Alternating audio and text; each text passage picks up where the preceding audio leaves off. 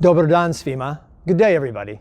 I'm Brent Bjorkman, Director of the Kentucky Museum and the Kentucky Folklife Program, and I'd like to encourage you to come to the museum to see a couple of our great exhibits before they're gone.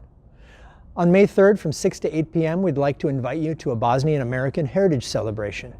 There'll be music, food, stories, and more to celebrate the final days of our exhibit, A Culture Carried, Bosnians in Bowling Green, which will close on May 11th.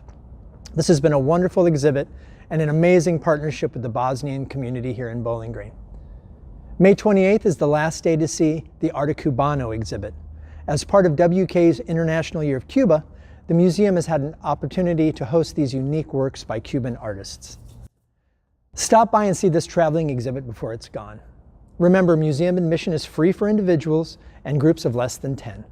For more information about our exhibit and programs, visit wku.edu/Kentucky Museum. I hope to see you at the Kentucky Museum soon.